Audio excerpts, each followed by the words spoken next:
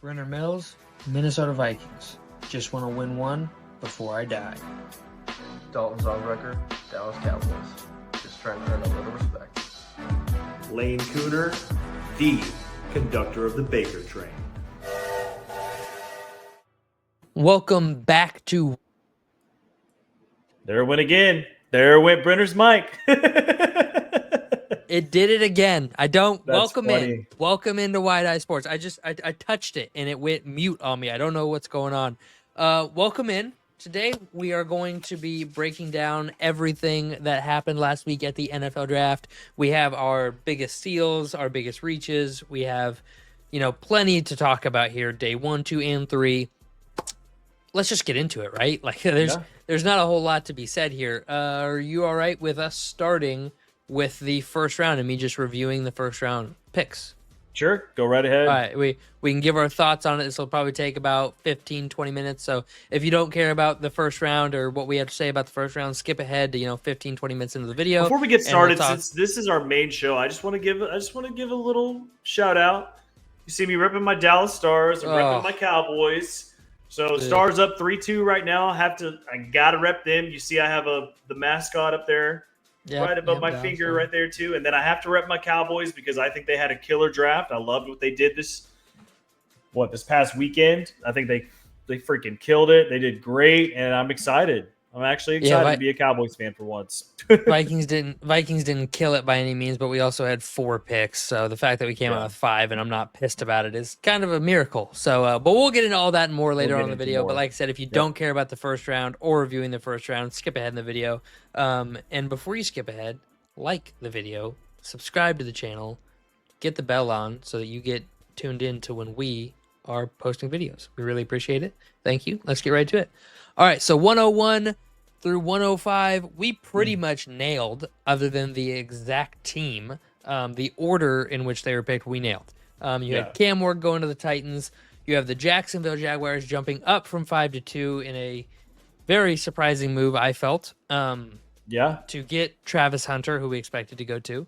The New York Giants take Abdul Carter, who I have talked about in the past, as I am not a huge fan of his, as I think he's a very one-dimensional rusher, and he will be absolutely powerless against people on the 3rd or 4th rep of a game if he only has one pass rush move, which I think he does.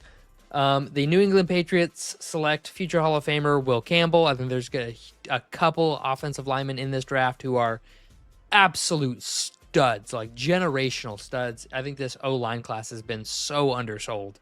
And then next up, Mason Graham. Cleveland Browns move back. Crazy trade. I think they totally dominated that trade, but they trade back. They grab Mason Graham. Now you get Mason Graham and Myles Garrett on the same offensive line. Absolute studs.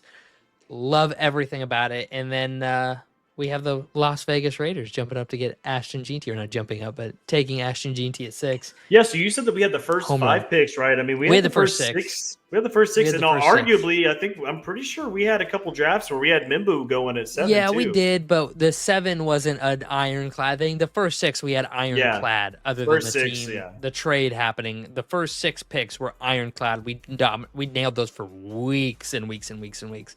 Yep. We actually, I want to, a little bit of, props to us. We were mocking Jeanty to the Raiders when people saw Jeanty going in the top 3. When Jeanty was like anywhere from 10 to 2, right? Like people didn't know where he was going to go. People had him going to the Cowboys at 12 for a while. We never once strayed from Jeanty to the Raiders, I don't think.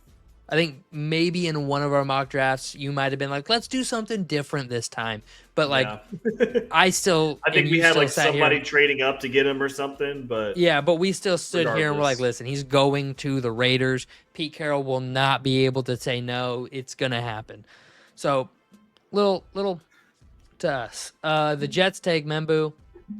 Great pick. Another great tackle who's going to be really good in the NFL.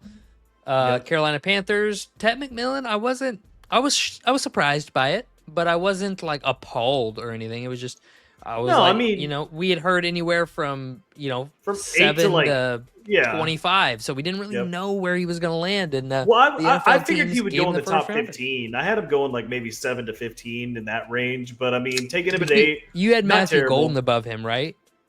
No, I had Ted above No? Golden, but I had Golden as my wide receiver 2, which is why I'm 2. surprised that somebody else went above him.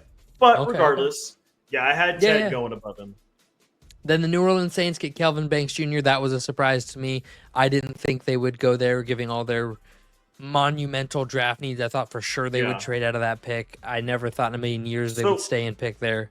I'm not surprised that Kelvin Banks went there. I'm just surprised that the Saints took him because I did I'm have I had 100%. Kelvin Banks in a couple mocks going to San Francisco 2 picks later, or Yeah, possibly no, going Kelvin to Banks the Bears. is a talent. He's got Yeah. guard tackle talent, so you can play him at either and NFL Right. starter talent at either. The thing for me is it's crazy the Saints took him. The Saints are a literal dumpster fire right now. Oh, yeah. They need all the help they can get. Like I was they're thinking that paying the they'd beef piper up. right now. I mean, I thought Sorry, they were going to Saints beef fans. up that defense a little bit. Go ahead and get that started, basically. But I think mean, the it's Saints are going to whatever. have the number 1 overall pick next year, and they're going to take Arch Manning If he goes, if he goes. Yeah, right. No, just kidding. So this one- shock of the first round. this is the Maybe shocker. shock of the draft. It's my shock of the draft. The Chicago Bears make a Cleveland Browns level bumble here and pass on one of the best tight ends we've seen come out in the past 2 or 3 years, a top 3 guy in the past 4 or 5 drafts. And they take Colson Loveland, who, don't get me wrong, I like Colson Loveland. I think he's a first-round talent. We had him I going in just the think first round he's- in all of our drafts. All of Yeah, them. I think he's just a bottom half of the first round talent, not a top 10 talent. Like 16 would be like, okay, you kind of reached for him there. 24, you're like, okay, that's a good spot. And 30, you're like, oh my God, what a steal, right? Oh, good job. Great little steal. And if you're getting him in the second round, you are just on top of the table. Yeah, we got a steal. Top 10?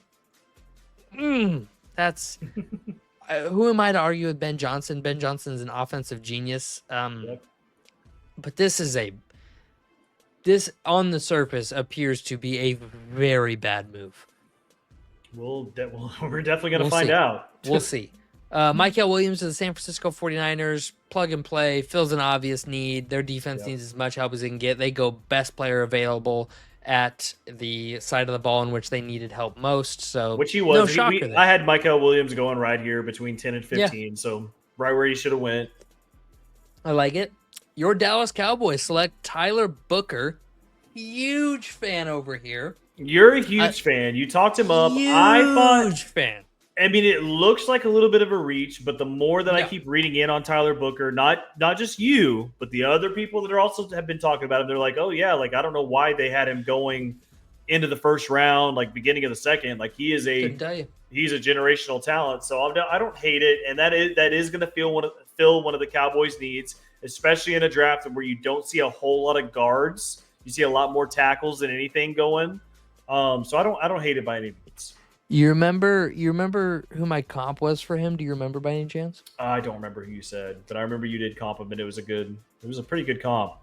It was Zach Martin was my comp for Tyler Booker. He's gonna be a generational lineman till he retires. I mean, he's gonna be a Marshall Yonda type lineman where we're like, wow, I didn't think about it, but God, that dude was unbelievable for a decade. Wow, that's crazy. Yeah. Like he's gonna be that guy.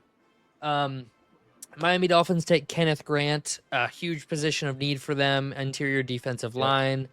I didn't expect it necessarily, and I was really hoping he would follow the Vikes, but it didn't happen. I was very confident that they were going to be taking player. Barron here to help out that secondary. Very confident in that. I mean, I don't hate it though. I mean, they need defense regardless. They might have reached just a tad for Kenneth Grant, but if that's who they like and that's what they want, then screw it. I mean, he was a first round guy that I had regardless. So Yep. All right, next up we got Tyler Warren. Maybe not the biggest steal necessarily, because it's only like 4 or 5 spots of where we would have had him going initially, but we said it 1,000 times throughout the draft process.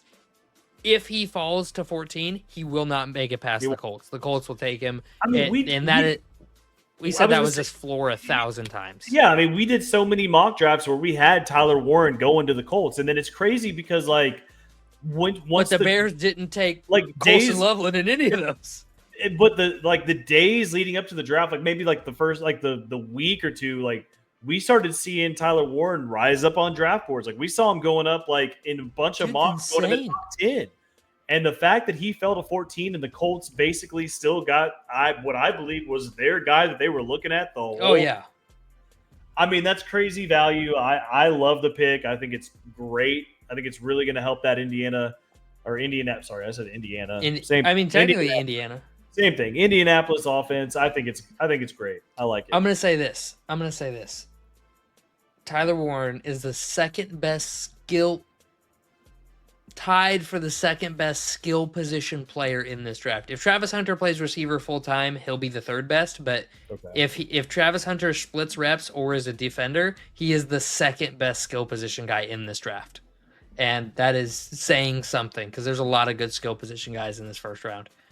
The Atlanta Falcons take Jalen Walker, edge, Georgia. I mean, another plug and play for them. They should have went edge last year. They're a year late, $1 short.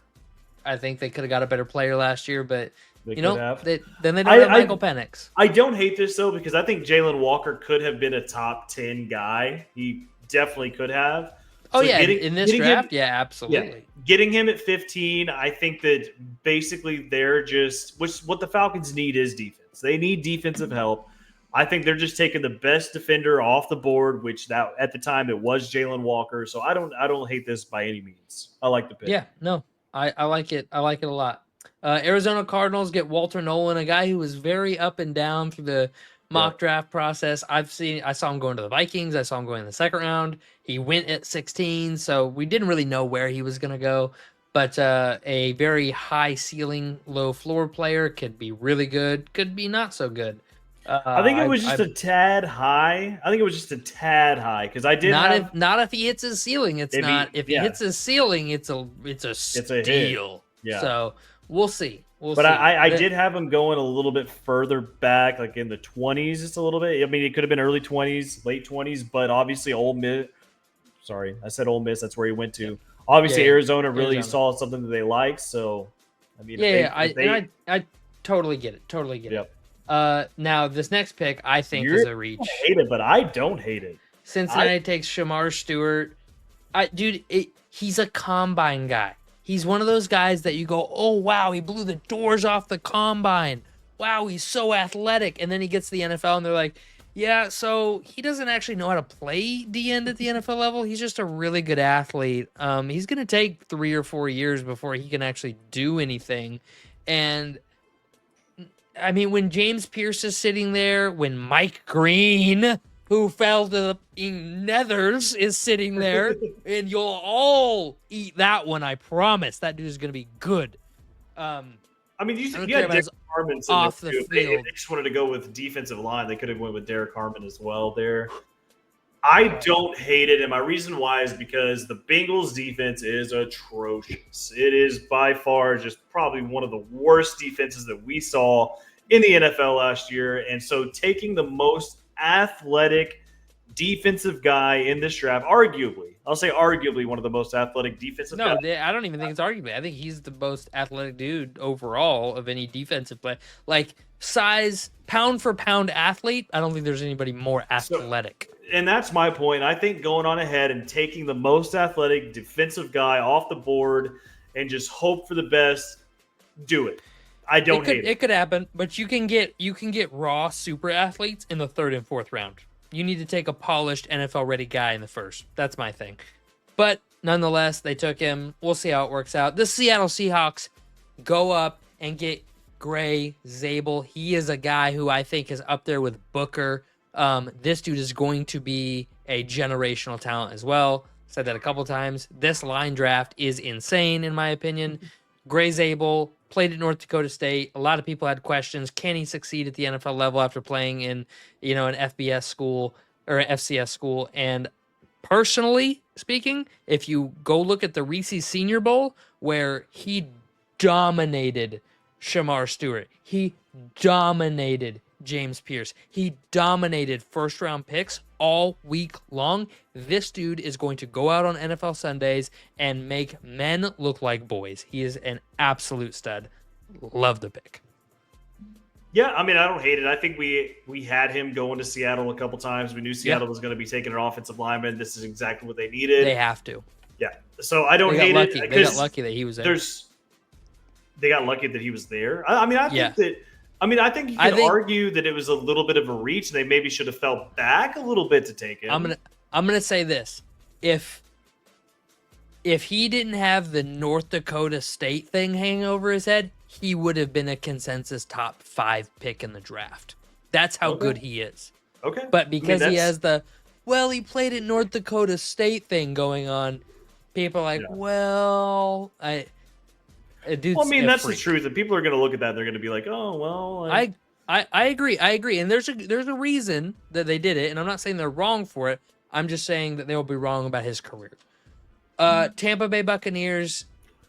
This was your hate of the draft. This is by far my hate of the draft. So my thing is that you look at this one, you look at who went next, and he's the wide receiver 4. He really is. On some people's boards, but obviously not on the Bucs board. He is the wide receiver 4 that is about to come in for the Bucs, and you're telling me that you were I'm not looking at him coming in and being above McMillan. I don't see that coming. I don't know. Not after what I watched from McMillan last year, how much Baker and him connect. You want to know something? You know something that I thought about? Go ahead. You know something I thought about that you're gonna hate? Yeah. What is it? You think they took Emeka Ibuka without consulting Baker on the matter? No, they probably did. And Baker gave his okay. But my whole thing, the reason why I hate it so much is not about the whole I know why. They couldn't use another receiver. It's the fact that the Bucs need defense. I watched their secondary get torched all year almost. And you're telling me there's been a lot of confusion recently that I just want to clarify. There's been people that have been confused if Spoon is a Cowboys or a Bucs fan. He is a Baker Mayfield fan, and that should be said. He is a Dallas Cowboys fan. He just really likes Baker Mayfield. That's it. That's all there is. I love a good comeback story. I love the fact that this guy was playing defensive end, 2-3 years ago on a practice squad? Yeah. And in now Carolina. Last year he was 3rd in passing yards, 2nd in passing touchdowns. I just wanted to clarify that. We can forego the rest of that, but we can move on. You didn't like the Ibuka pick because I didn't like the Ibuka pick because they need defense. I watched their secondary get torched all season. You have a top 12 secondary guy sitting, like a top 12 pick in the secondary sitting right there at 19. And you reach for Ibuka, who I had going in the 2nd round. That's what pisses me off. And that's what really made me mad. You had Barron sitting right there. He's literally Denver is stoked because the rich get richer. Dude, that secondary in Denver with Barron going there is no defensive player of the year. Patrick Surtain. I think if I'm Jahadae Barron, some kind of trade, move up in the 2nd round or something. Don't reach and take Ibuka there. I hated that pick so much. I hated it when I watched it. You take Barron there and then go on. Let's go. We can move on to the next one.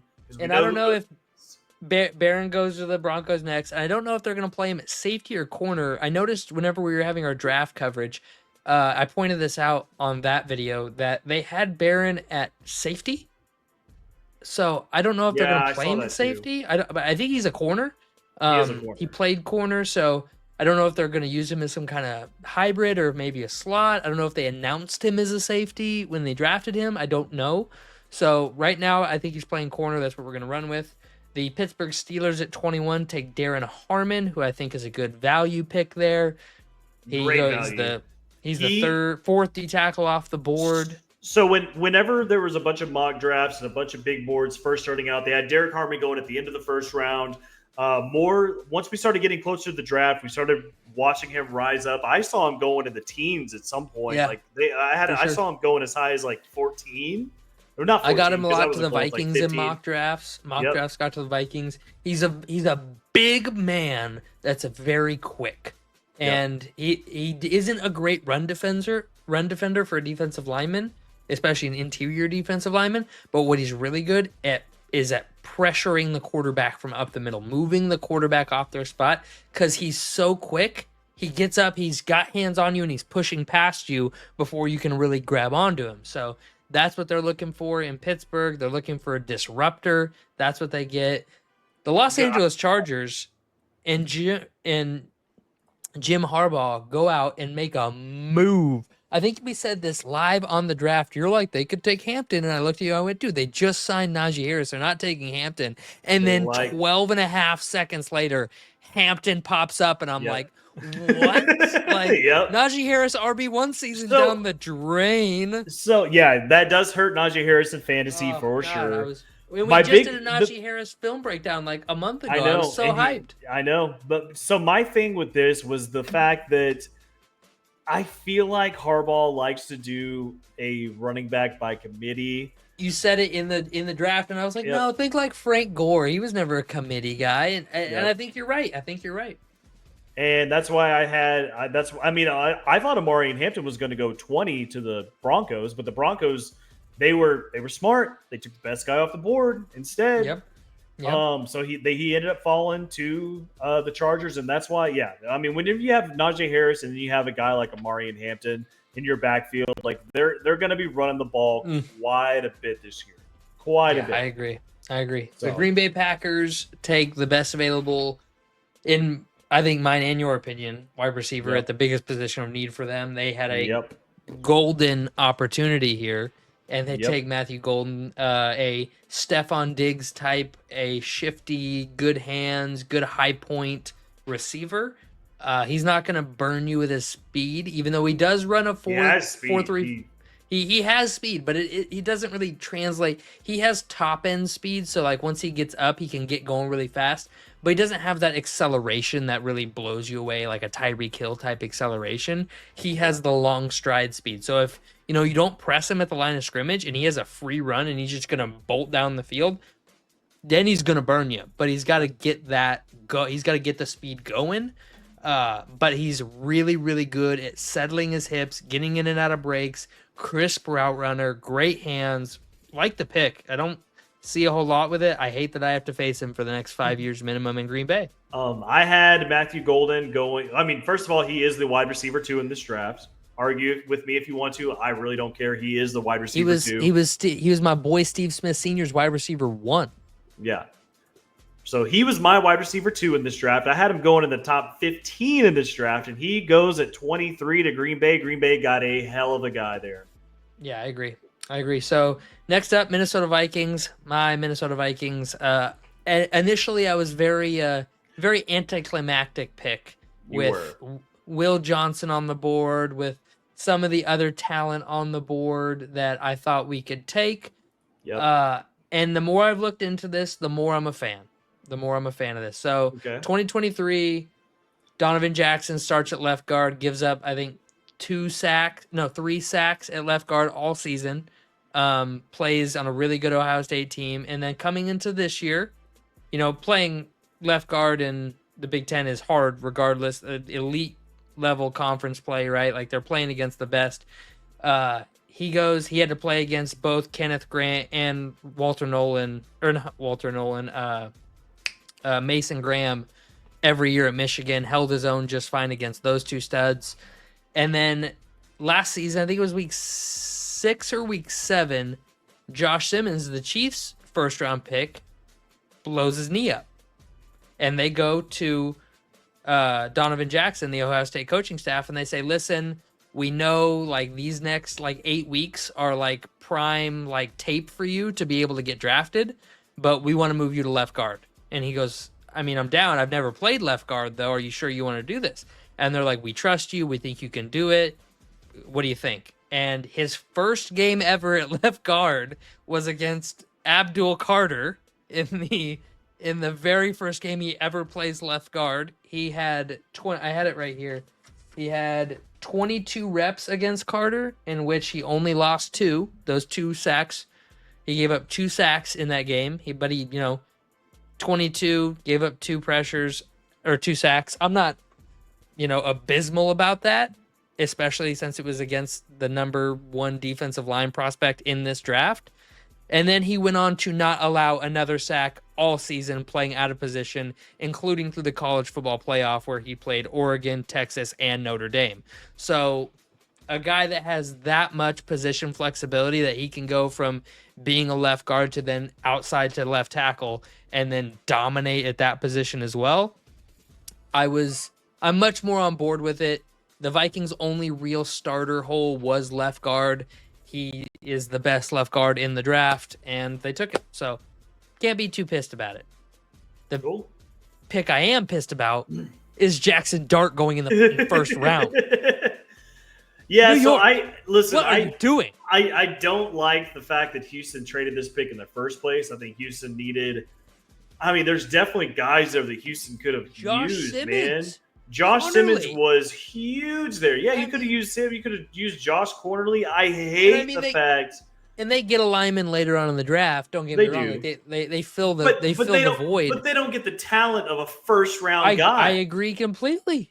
Like I had Josh Simmons going there or higher at least. We had Josh Simmons going in the early 20s sometimes. Here's my thing. But they didn't make the pick. They traded it to the Giants. The Giants ended up taking Jackson Dart, and that's what we're talking about right now. Man, that was just a shocker. It was a shocker. So yeah, I'm trying to find it. I sent a text earlier this week. I cannot find it. I don't know where it is here. And this is maybe if I look up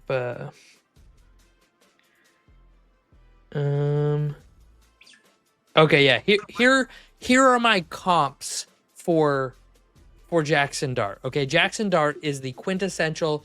He's a great quarterback. He's got the size, he's got the strength, he's got the speed, he's got the big arm. He just plays in kind of a tricked up offense, and we can teach him to play NFL football. That's how people look at Jackson Dart. Here are the following quarterbacks who were evaluated the exact same way.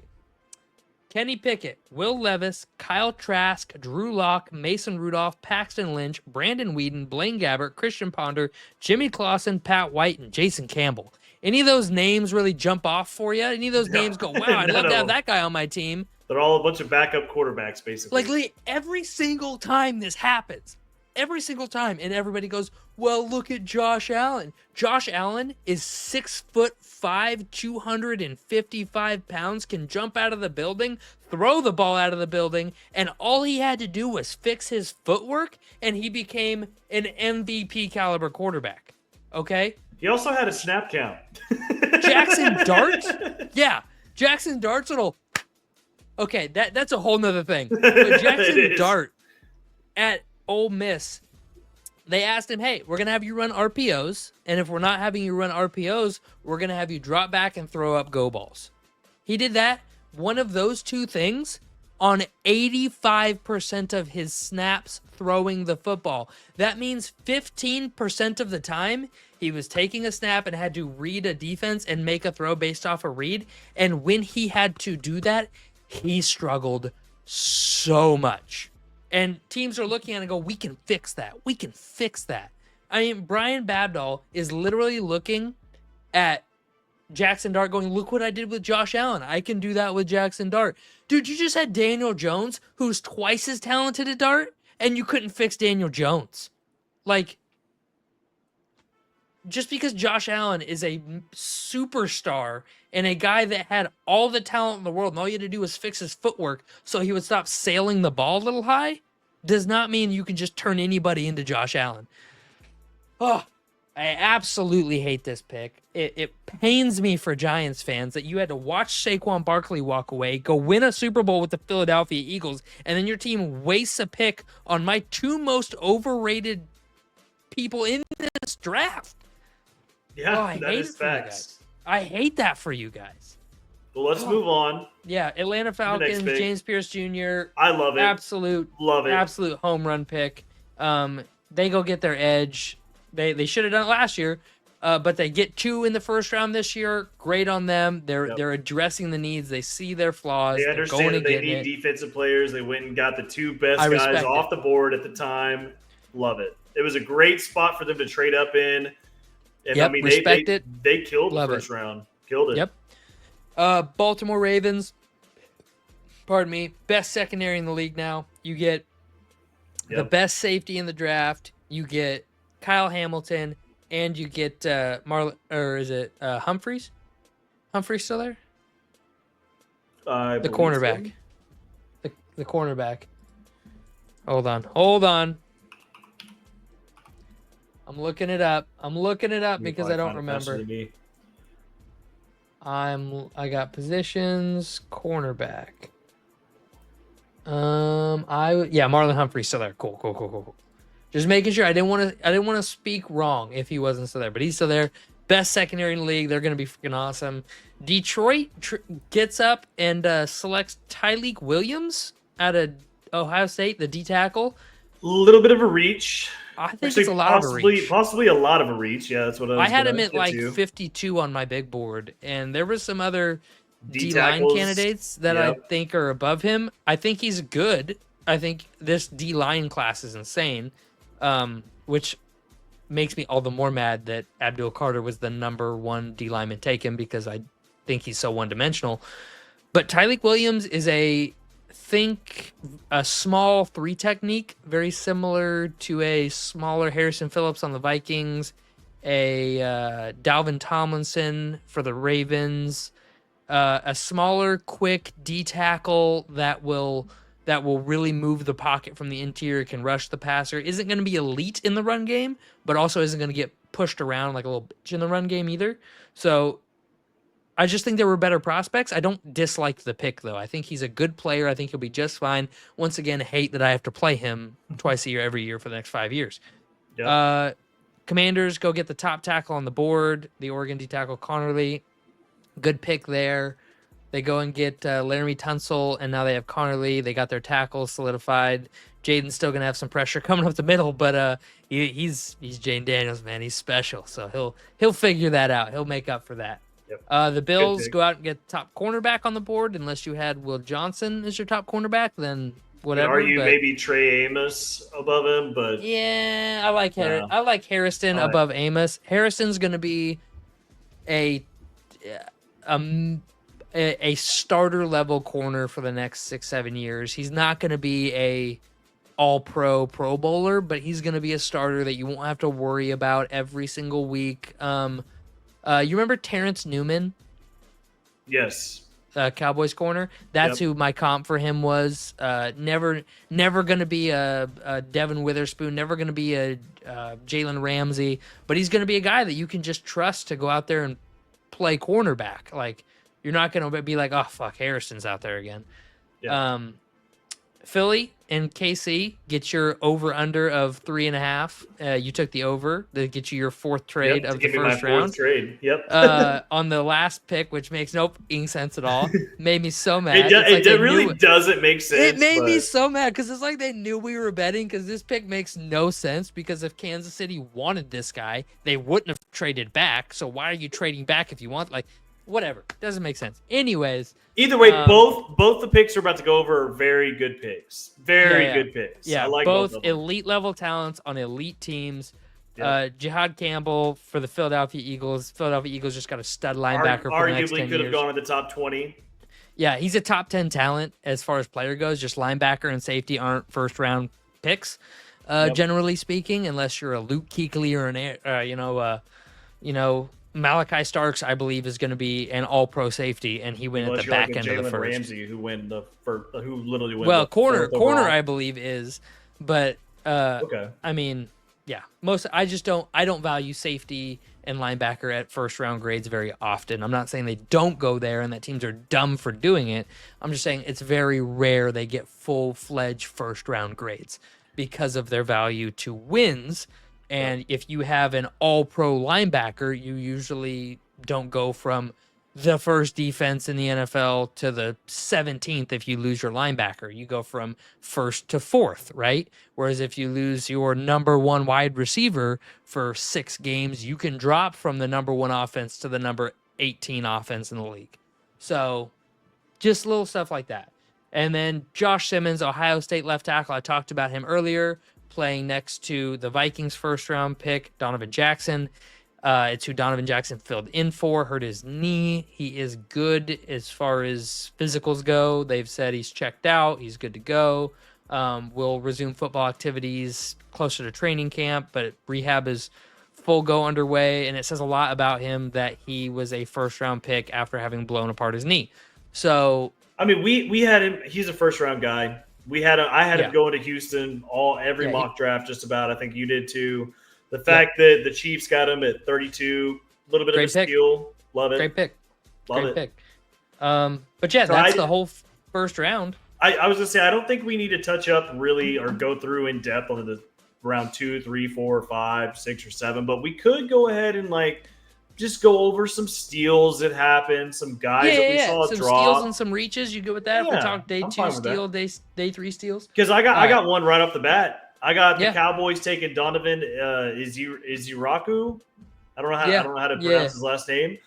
First round talent. The Boston College Edge. First round talent. We had him going as high as I think 20, 22. We had him going in that range, and he fell all the way to the second round at pick 12 for the Cowboys. I think that is a great steal. Great talent. That's exactly what we need. We need offensive line and we need some defensive line help, and that's exactly what we got. Love the pick. Brent, I'll let you go next. There were a couple day 2. I'm just gonna go over all of these. I got my day 2 steals and reaches. Okay. Well, I mean, I know one of them.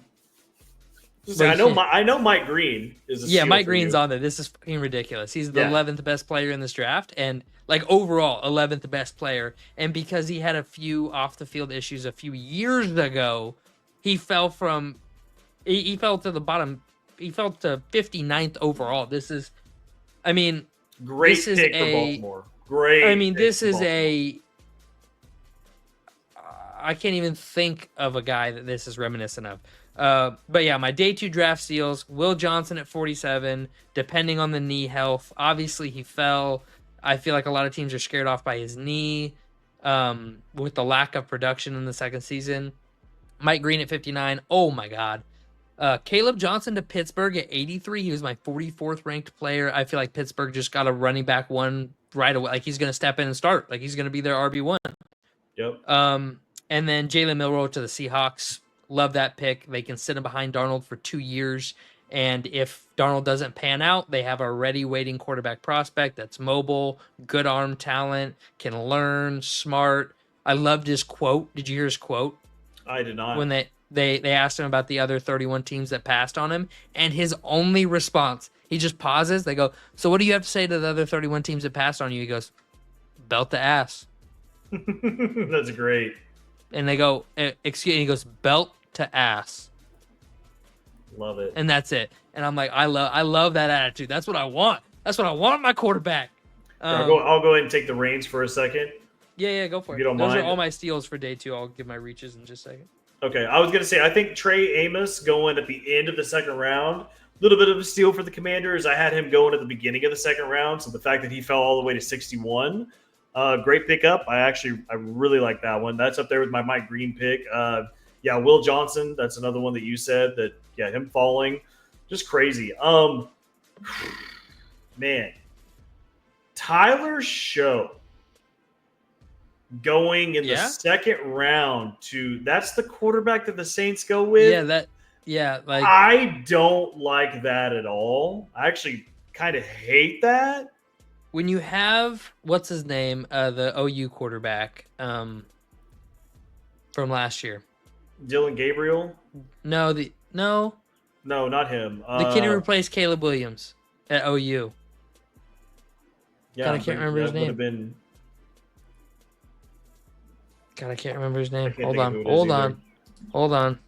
Yeah, go ahead and look it up. I just think there were so many other quarterbacks that I probably would have took over him.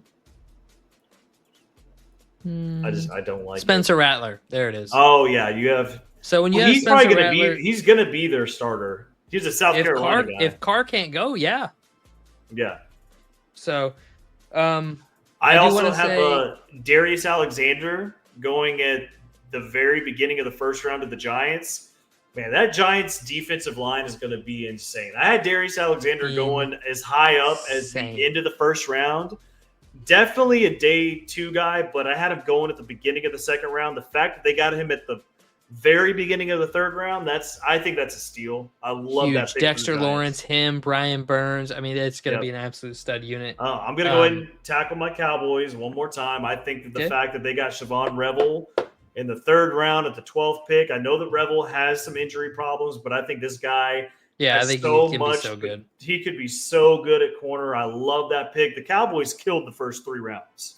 Yeah, So- I have written down on my notes here, huge top tier value through the first 4 picks. That's my notes on the Cowboys. For the Cowboys, Like, yep. Yeah, that's like their Huge. first 4 picks are insane value. Great job by Jerry out in Jerry World. My You can take it reaches, over.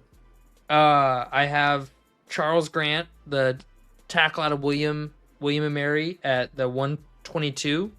Okay. Or he was at the 99. He was my 122nd ranked player. So I think that's a bit of a reach, especially for a kind of a project tackle. Savion Williams, we talked about him in our Dynasty Draft episode.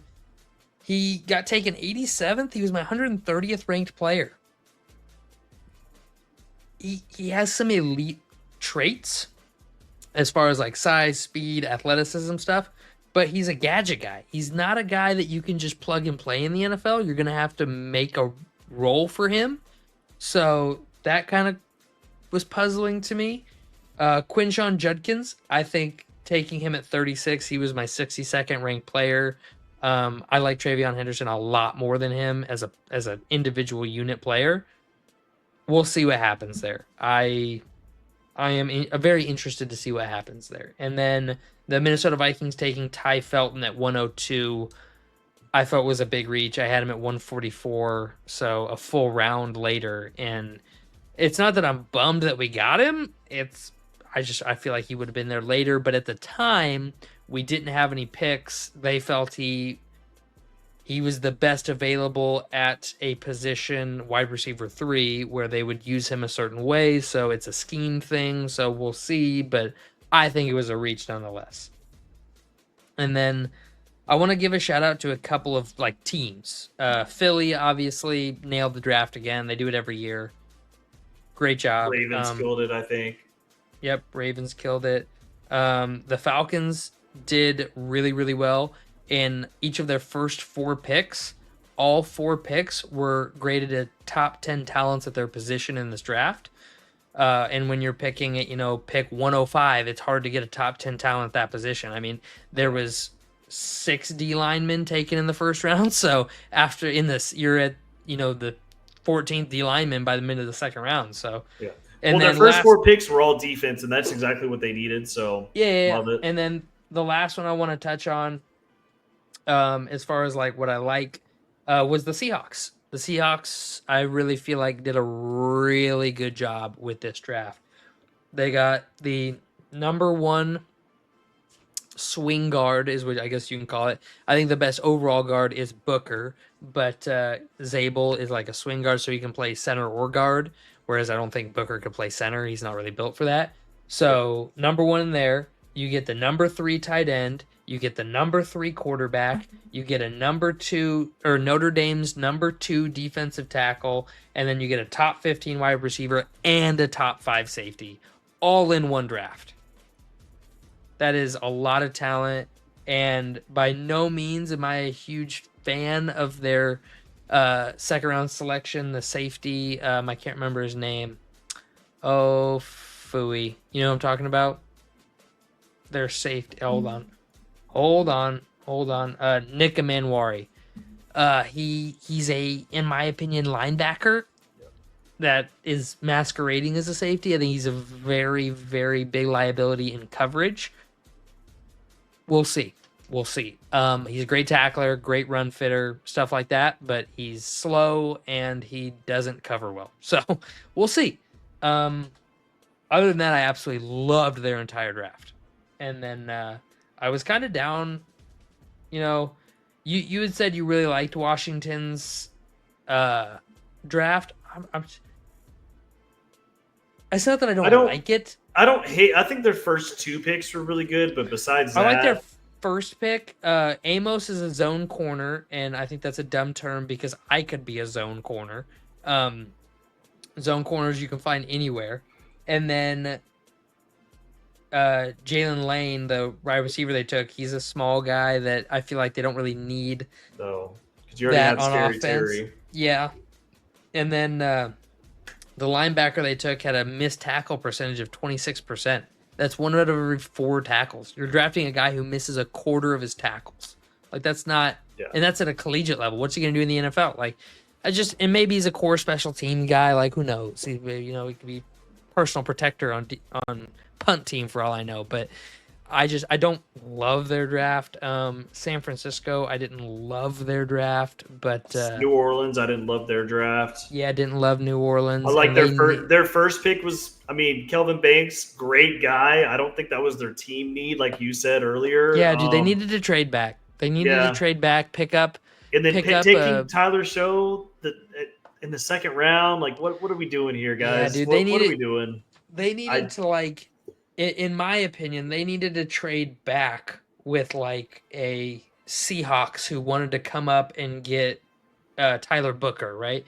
Like they needed to trade back, pick up a first round this year, a first round next year, a third round this year, a fifth round next year, and stockpile picks, right? Yeah, you get that's what's going to 2 really first rounders next year, you get a 5th rounder, you get an extra 3rd this year. Like you need more bites at the apple. I know you're going to love it too, but I didn't like the Lions draft either.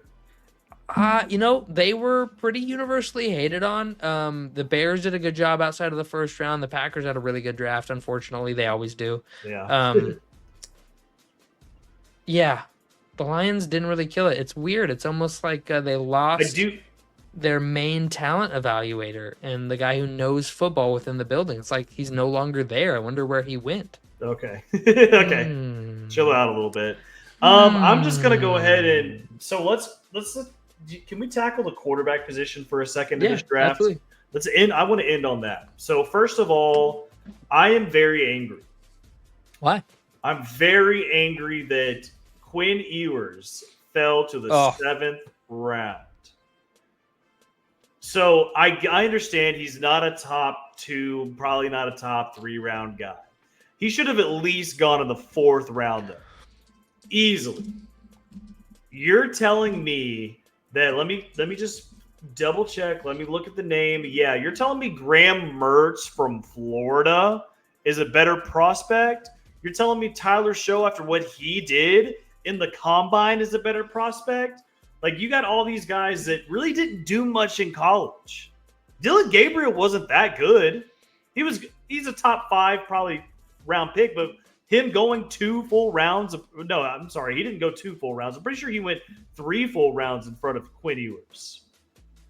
Nope. Where did he go? You're telling me Dylan Gabriel is 4 rounds better than Quinn Ewers? Get out of here. We're talking about a guy that took their team to the college football playoffs not once, but twice, 2 years in a row, went into the SEC. Hold on now. He was playing on Hold on. What do you mean, hold on? He was playing on maybe the most stacked team outside of Ohio State and didn't win a national title. That's something to be said. Okay, still made it to the top 5 in college football. Me or you could have led him to the top 5 in college football. Okay. I'm just saying the fact that I think Arch Manning coming in for a quarter of the snaps hurt him a lot. I think teams look at that and go, injured. He's not athletic enough. I think that's what hurt. Obviously you're telling me I'm a better talent scout because I know for a fact that he dealt with an ankle injury for half the season, so obviously he didn't get to move around a whole lot. Fair enough. That is fair.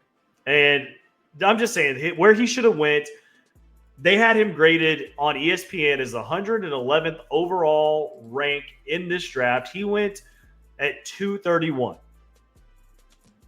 That's fair. He fell tremendously. And let's go ahead and talk about the other guy that fell. Brenner, now that I got that out of me, You want to go ahead? You bring talking him about up? Will Howard? You talking No. about Josh Allen 2.0? Will Howard? We're not talking about Will Howard. I don't like Will Howard. What really? I'm Oh, I not kinda big like on Will Howard. I think that Will I Howard think and Quinn Ewers. I think that Will Howard and Quinn Ewers should have went around the same. I think I would Like, grade. around- I would around be the similar okay with round. that. I had a 4th round grade on Will Howard and a 5th round grade on Quinn Ewers. So That's fair. That's fair. That's kind of where, like, yeah, no, and I'm not saying, I'm just poking fun at you. Yeah, I I know. definitely think Quinn Ewers should have went higher in the 7th round.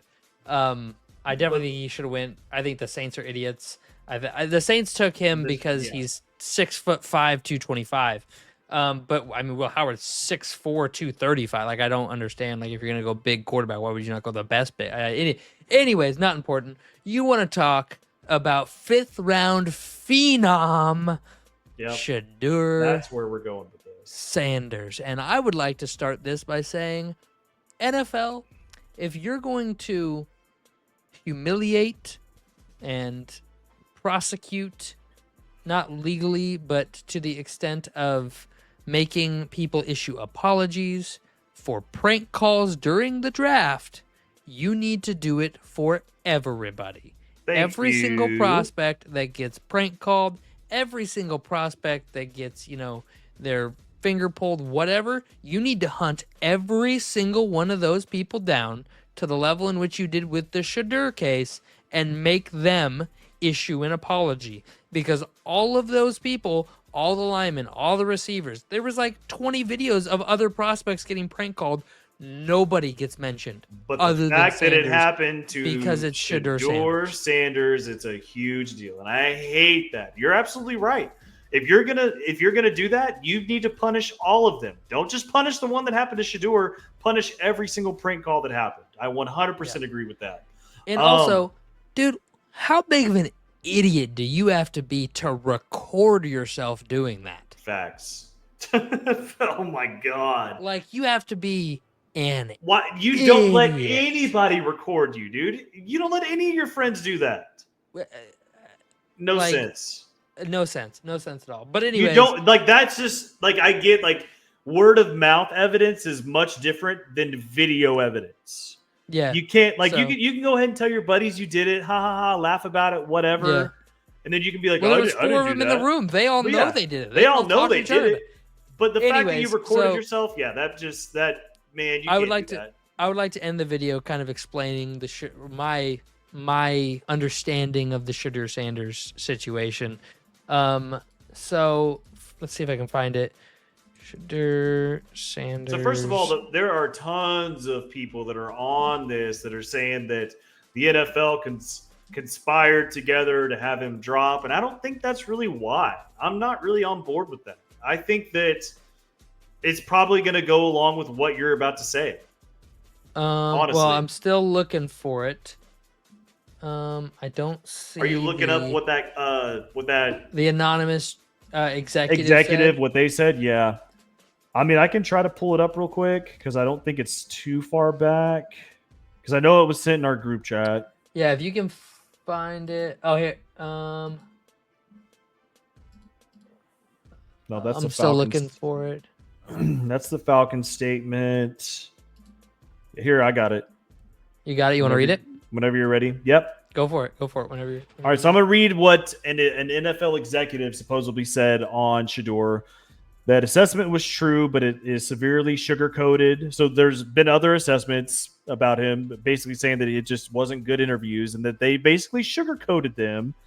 They said, imagine Terrell Owens, his father, Chad Johnson, and Jim McMahon multiplied by 10,000. This individual wore so much cologne to the interview assessment that the coach suggested they go for a walk because he was concerned that the individual might faint from the overpowering scent. I don't really care about that. Whatever, you want to smell good. Not a big deal. Keep going. Keep going. Yeah. He wore I'll touch on all headphones. this. He wore headphones around his neck with music playing through the entire interview and brought his entire entourage to the building. In my 33 years in the NFL, I've never encountered a prima donna of this caliber. When the coach asked where he envisioned himself in 5 years, his reply was mayor of the city, followed by a loud laugh and clapping. His quarterback skills are mediocre at best. If he were playing in the SEC, we wouldn't even be having this conversation because he wouldn't have been a starter. And let's say hypothetically someone does draft him and they lose their first 4 or 5 games. Do you think an organization wants to hear him complain with his father screaming racism or critiquing the coaching staff on ESPN about why his son is a subpar player? No team wants or needs or wants this distraction. The few defensive players who saw him wanted us to draft him solely so they could knock him out in practice. If anyone drafts him, my guess it will be the Cowboys with Jerry Jones doing a favor for Deion. You would think having a Hall of Fame father would lead to advice against acting like a jerk, but he's not a team player. He's a me player. He's a young kid, and young kids make mistakes. But all of his talk about God's plan with the Sanders entourage, well, God's plan just humbled that young man and showed him that his behavior stinks like the rest of us. My prediction is he'll be a backup and end up another Johnny Manziel. If there's one person to blame for it, it's his father, which if you want me to keep going, I will. But no, we can stop there because that's where it gets kind of touchy that's where with the Zach. Yeah, and I'm not going to put the blame on Deion. Yeah, he flames on Deion for a minute, and that's not what we're here for. We're here to talk about Shedeur Sanders. We're here to talk about Shedeur, not Deion. If you want to blame Deion for it, like whatever, be your guest or be my guest. Go ahead and do it. And you know, I will say this. I've said this about Shedeur several times. If your dad was Deion Sanders, and we all know how Deion is, he's Deion because was the best. He's earned the right to be Deion. If you had that guy, but here's my point. If you had that guy in your ear your whole life telling you you are also that guy, you'd probably believe it too. You know what I mean? So I'm not surprised by any of this. None of it shocks me. Here's the thing. He has been carried by his father's hype for so far his entire professional and collegiate career. Okay. The Colorado Buffaloes last year were 4-1. Sorry, I'm just making sure I get this right. 4-1, and then played 18th ranked Kansas State. I'm looking at it right here. They then lost that game to 18th ranked Kansas State in a very close 31-28 game. They then went on to beat Arizona and Cincinnati, unranked teams. Out of that game, they then were ranked 21st. Why? Why did they get ranked? They had only lost to a ranked opponent, okay? And they had not played anybody of note, okay? They played Arizona, which is a good win, and they pretty much dominated them. But then they play Cincinnati, and they beat Cincinnati by 10 points. So it's not like they went out and trounced Cincinnati, and then that's not a very good team. And then you beat Texas Tech as number 21. You get moved up to 18th for beating Texas Tech. Then after beating Utah, you get moved up to 16th. Then you lose to Kansas 37-21 and only get bounced back down to 23rd. Like, you should be out of the top 10 by a mile. Kansas was not that good last year. They were not that good. And then you go up against Oklahoma State, another really bad team, and you dominate them.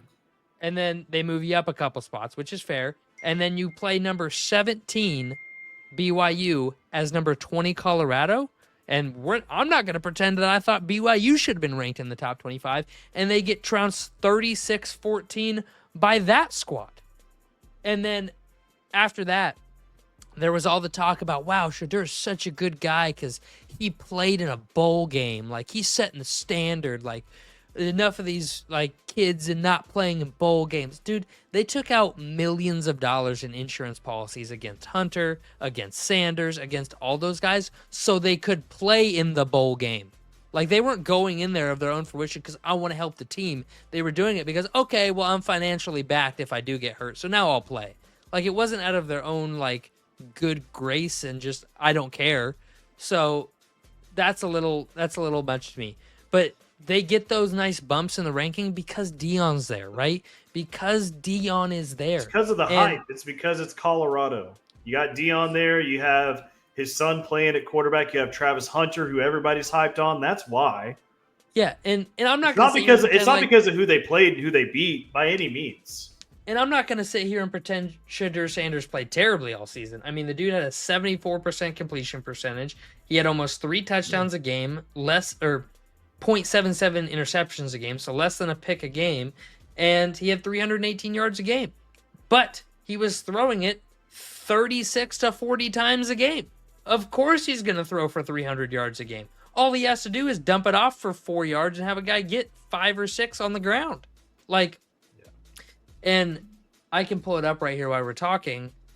I don't remember. So back to what the executive said. I personally believe that. I mean, he has a point. If Shedeur was in the SEC, we probably wouldn't be having this conversation about him doing so good at all. I don't think that Mississippi or Ole Miss would have started him over Jackson Dart. Maybe, maybe not. I'm telling you right now, he would have been the third string on the Texas Longhorns. He would have been sitting behind Arch Manning. Yeah, oh, for sure. 100%. So, he wouldn't have started over Milroe. He wouldn't have started over. I mean, that's three of them right there. He would have started over Carson Beck. I know that people don't like Carson Beck, but he would have started over Beck. You think so? Beck's so overrated. Yes, I think he could have. I think Georgia was so high on Carson Beck that I don't think they would have put Shedeur over him. But I think in the Ole Miss offense, I don't think Sanders fits that offense at all, because of his lack of arm strength. But so let's look at it here. Okay, so attempt percentage. Shedeur Sanders threw, let's see here. So we got, let me do the math here. I'm going to do the math in real time real quick. We're going to go along together. So we got 5 plus 24 plus 8 plus 2 plus 18 plus 3. So Shedeur Sanders threw 60% of his passes 5 yards or less in the air at Colorado. 5 yards or less. Sounds like a Bo Nix. Yeah, sounds very much like a Bo Nix, which is why I wasn't very high on him. I had him as another. I really honestly thought he would go in the second round. I thought somebody would reach for him in the second round. I am as a 3rd to 4th round grade, and that's only because I think if he gets in an NFL weight room and can pack on some real muscle and get his arm strength up, if he can get his arm strength up, this dude can be good. Like, really good. He has the mental... Yeah, mentally, he has worked with Peyton Manning. He has worked with Tom Brady. He's worked with legends of the game. And mentally, like you saw at Colorado, like when he had to he had to read the defense and make a decision and get the ball out quick, elite. He could come into the NFL tomorrow and play. If an NFL team schemed up for him what Peyton did for Nix last year, Shedeur Sanders will win Rookie of the Year next year. Like, he can be that. No question. What he cannot do is sit back in the pocket and deliver a strike 45 yards downfield over a defender's outreached arm. Cannot do it. He does not have the arm strength. The defender will pick it off because it'll be short every single time. It's all over his tape. When he's having to step in and crow hop 55-yard bombs that are falling short and the receiver's having to come back to it, and the DB is from, Appalachian State, and they're running around with their arms up because they don't know where the ball's at. That's totally different than going out and playing against Patrick Surtain every week and having him covering your best receiver. So I'm seeing a lot of people that have been going all over social media saying that Shedeur Sanders, he's a top 5 pick. Why didn't he go in the top 5? You're telling me he's going to the 5th round, blah, blah, blah, blah, blah. I don't care. He was never a first-round pick. He was always going to be a second-round pick. I had him going in the first round in a couple mocks just because I thought teams would be stupid enough to reach for him. Just because teams were stupid enough to reach for quarterbacks last year. I mean, you had the Atlanta Falcons do it with Penix. Grabbing Penix. That's still wild. Was wild. You had Bo Nix going at 12. I didn't think Bo Nix would go at 12. I figured Bo Nix would go at the end of the first round. I thought Bo Nix would go midway. Well, regardless, I did not have Shedeur going in the first round realistically. His draft grade was into the mid-second round, into the second round. The reason he fell to the 5th was because of his attitude. NFL teams want to be able to control what happens on and off the field. And if they feel like they can't really control what you do off the field, it's going to bring in bad publicity, and they don't want that. Yeah. If it is possibly bad publicity, and they don't want that, and that's why Shedeur fell to the 5th. I don't hate that he fell to the 5th. I get it, but I do think that he has the potential to be the steal of this draft if Cleveland can use him and build him the right way. You don't throw 100%. Him in. You don't throw him in year one, regardless what Dion and the media says. Absolutely not. You develop him. Yeah, you play it out. You just gotta deal with the hate. You're gonna deal with the criticism. You develop him and let him build up to what he could be. and then maybe let him start a few games. He might be your starter in 2 years. Who knows? At least 2 to 3 years, I could see him being something good. But you cannot let him go in year one and start playing. Can't do it. You gotta develop him on the side. So that's my big thing. Yeah, I'm gonna end the show with this. If Shedeur Sanders really did all those things that those executives claimed, right? He showed up wearing an intense amount of cologne. He was like, my entourage is coming in with me. He's blaring. Like, imagine if I was sitting here, I'm going to take my headphones off for a second. My headphones are down here like this, right? And I have music coming out of them while we're having a job interview. A job interview. Like, that is unacceptable, and that cannot happen, okay? He just got humbled. He's got humbled by the draft. They thought he was going to be a top 5 pick, top 10 pick. I mean, here is my thing on why I think he actually fell. One, if all of that is true, then that's obviously the reason, right? But a huge thing that's being so underrated that nobody is talking about, that I do not understand, is you're, let's say, you're Brian Babdall.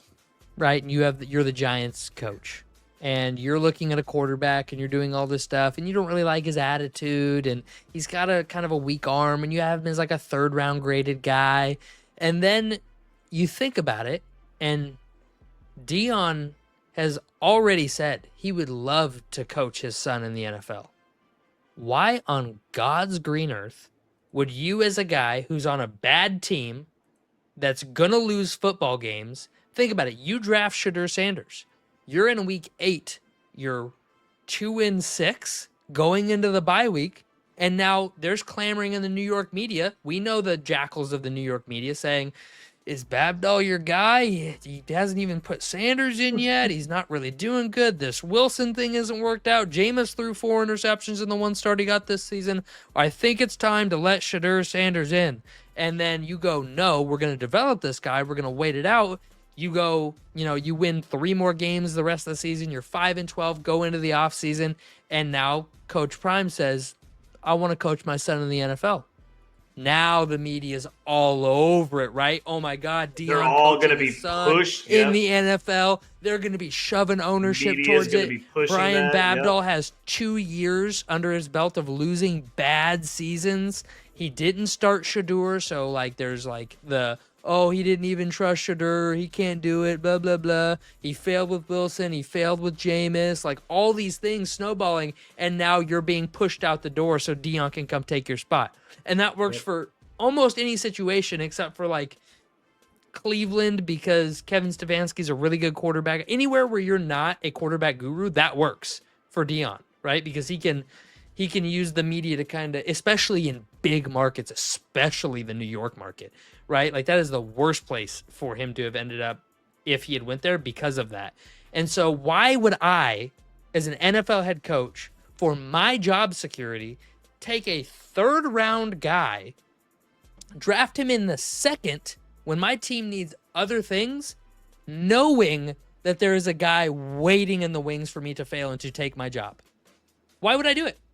There's no it doesn't reason make any sense or any incentive for me to then go, oh yeah, I'll take that guy. I don't care what the talent would have to be Josh Allen, Mahomes-esque for me to warrant that pick. And Shedeur Sanders would have been right behind Bo Nix as if we mixed the last 2 draft classes, he'd have been right behind Bo Nix as the lowest graded 1st round quarterback of any of the past 2 draft classes. So I don't like it. There's no incentive. It makes no sense. I've said it for a long time. We talked about it on the mock drafts. Dalton was like, well, what if Shedeur goes? We're like, nope, absolutely not. It doesn't make sense. Yeah.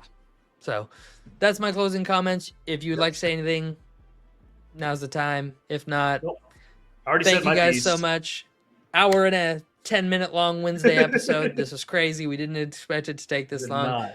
If you're somehow still here, thank you. We really appreciate it. If you're not, we will see y'all next time. Like and subscribe, and peace out.